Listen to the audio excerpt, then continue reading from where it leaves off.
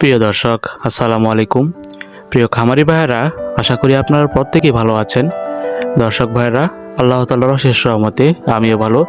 তবে আজকে আলোচনা করব হাঁস পোকা সম্পর্কে, বা হাঁস পোকা নিধন করার ক্ষেত্রে, মাছ চাষ করার ক্ষেত্রে সাফল্য নিয়ে আলোচনা করব। তো আশা করি শুরু থেকে শেষ পর্যন্ত ভিডিওটি দেখবেন। প্রথমে বলা যাক হাঁস পোকা কি। হাঁস পোকা হচ্ছে পুকুরে বিদ্যমান, যে আমরা মাছ চাষ করে থাকি, মাছ চাষের বা মাছের ক্ষতি করার প্রধান উদ্দেশ্য হচ্ছে এই হাঁস পোকা। এরা মূলত মাছ উৎপাদনের ক্ষেত্রে অনেক প্রতিবন্ধকতা বা বাধা হয়ে দাঁড়ায়।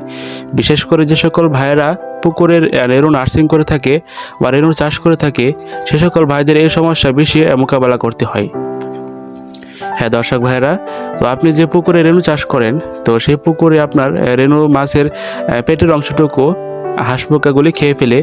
তাছাড়াও আপনি যে রেণুগুলিকে খাবার দেন, তো ওই খাবারেও এই হাঁস পোকাগুলি ভাগ বসায়। তাছাড়াও আপনি যে পুকুরে রেণু মাছের যে অক্সিজেনটা গ্রহণ করে থাকে পানি থেকে, ওই অক্সিজেনেও ভাগ বসায় এই হাঁস পোকা।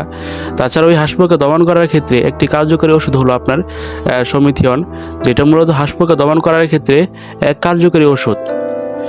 দর্শক, তো অনেক ভাইরা আমাকে প্রশ্ন করে থাকবে, ভাই এই হাঁস পোকার ওষুধ বা সমিথিয়ন কখন প্রয়োগ করলে বেশি বেনিফিট বা উপকার পাওয়া যাবে।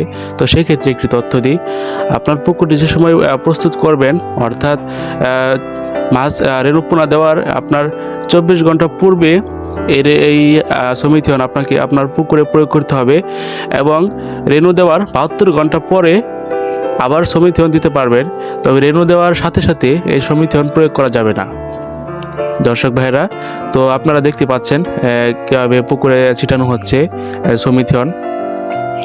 দেখেন বন্ধুরা, তো সমিথিয়ন মূলত দেখতে পাচ্ছেন দুধের মতো বা চুনের মতো সাদা দেখতে পাচ্ছেন বন্ধুরা।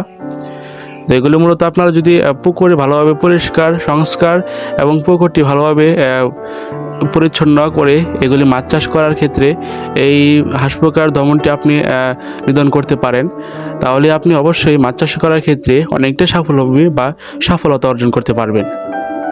দর্শক ভাইরা, তো অনেকবার প্রশ্ন করে থাকে, ভাই এই মাছ আমরা যে হাঁস পোকা দমন করব, তো হাঁস পোকা দমন করার ক্ষেত্রে অনেক প্রতিবন্ধকতা বা বাধার সম্মুখীন হতে হয়। সেটা মূলত কি? হাঁস পোকা হচ্ছে এমন একটি পরজীবী প্রাণী, যেটা মূলত মাছের শরীর থেকে সরাসরি আপনার রক্ত শুষে মাছকে নিঃশেষ করে দেয়, যাতে করে মাছের তুলনামূলক গ্রোথ হয় না, যার ফলে মাছের উৎপাদনও ব্যাহত হয়। হ্যাঁ দর্শক ভাইরা, অনেকে আমাকে প্রশ্ন করে থাকে, ভাই আমরা যে সমিথিয়ন পুকুরে দিব, তো সেটা দেওয়ার উপযুক্ত সময় কোনটা? কারণ কি, আপনার পুকুরে সারাদিন রৌদ্র থাকার সময় হাঁস পোকা পুকুরের নিচে অবস্থান করে, কিন্তু আপনার সন্ধ্যার সময় হাঁস পোকারা আপনার দেখবেন পুকুরের উপর স্তরে বেশি আসে। ওই সময় যদি আপনি সমিথিয়ন পুকুরে প্রয়োগ করেন, আশা করি আপনার পুকুরে হাঁস পোকা দমন করার ক্ষেত্রে কার্যকরী সময় হচ্ছে আপনার সন্ধ্যাবেলায়। হ্যাঁ দর্শক, অনেকবার প্রশ্ন করে থাকি, ভাই আমরা যে সমিথিয়ন দিব, তো সমিথিয়ন দেওয়ার পরে মাছের কি ক্ষতি হবে কি না? না আমার ভাইয়েরা, কারণ এগুলি আপনার সর্বোচ্চ অনেক মাছ চাষ করার ক্ষেত্রে এই সমিথিয়ন ব্যবহারটা অনেক পুরাতন একটি প্রক্রিয়া। হাঁস পোকা মূলত কেন হয়? আপনার পুকুরে যদি জৈব পদার্থের পরিমাণ বেশি থাকে, তাছাড়াও পর্যাপ্ত পরিমাণে খাবারের উপস্থিতি লক্ষ্য করা যায়, তো এই ক্ষেত্রে আপনার পুকুরে হাঁস পোকার পরিমাণ বা হাঁস পোকা হতে পারে। তাছাড়াও আপনি যদি হাঁস পোকা দমন করার ক্ষেত্রে আপনার সমিথিয়ন ব্যবহারটি সঠিকভাবে প্রয়োগ করতে পারেন, আশা করি আপনার পুকুরে রেণু চাষের ক্ষেত্রে প্রতিবন্ধকতা বা সমস্যা দূরীভূত হবে।